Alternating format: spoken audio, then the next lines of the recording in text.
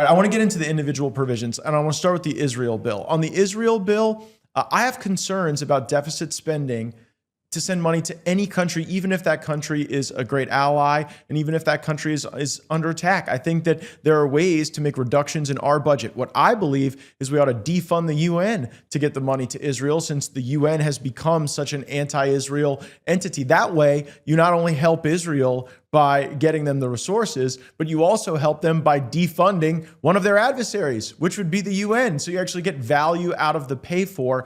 So I didn't like the deficit spending. I won't be voting for the Israel aid because there are no offsets, because the amendments, the terms and conditions we would have liked to put in those reductions to the UN in order to pay for Israel were not allowed to be considered. But you, Andy, you've done so many pro-Israel bills. On this Israel vote that you're about to take, how do you assess it? We see this unprecedented attack from Iran. Walk through your thinking. Yeah, I mean, it's unfortunate. What I personally advise the speaker he could do is if you put a clean Israel bill on the House floor, and you could do a pay for, and it could be a non-controversial pay for. Yeah, I mean, there's just claw back COVID funds that are unspent. There's wasted money laying around everywhere up here. So you could do a non-controversial pay for, and it would pass. And then you could put Ukraine on the floor. You could attach something like remain in Mexico, and it would pass. You could do something for Taiwan. And by the way, they've already spent $20 billion on U.S. weapons and armaments that have not been delivered to them because they're going to Ukraine, which is a problem in and of itself because you have China ratcheting up their aggression towards Taiwan. And so there was a path that was, I think, would have been less painful, but it would have required the speaker to really push back against the war hawks and say, here's the play call. You may not get everything that you want, but you're going to get most of what you want.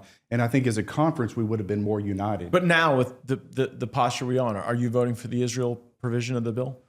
I'm torn. I mean, obviously, I'm one of the outspoken supporters of Israel. One of the most. I don't know if there are a whole lot of members who filed as many Israel bills as you have. That's right. I had 18 amendments yesterday. You want to guess how many were made in order? 0 is That's my right. guess. That's right. So as of right now, I'm a lean no.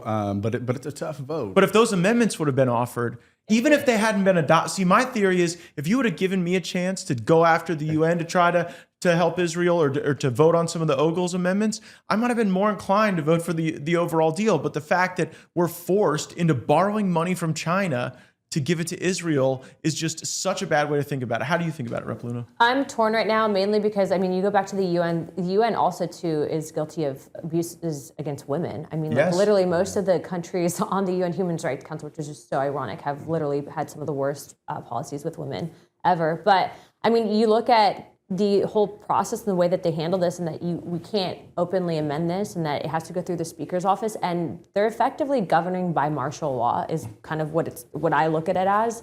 And so I'm at the point now where I obviously support our allies, but it's like, how could you expect us to then vote for funding on a bill that actually has funding contained that's going to help places and individuals that are going to hurt Israel in itself? You're basically funding the slaughter of Israelis, and I said that. And I know that this is highly technical, but those terms and conditions, again, they weave all this together. You don't like that they weave the Israel money to the Gaza aid money. It's shady. We all don't like that it weaves this money to the Ukraine. It's not as if we have the opportunity for a vote on Israel that would only be about Israel, because the terms and conditions tether Israel to Ukraine. Thanks so much for watching this video. Make sure you're subscribed to our channel with notifications turned on. You won't want to miss any of the breaking news.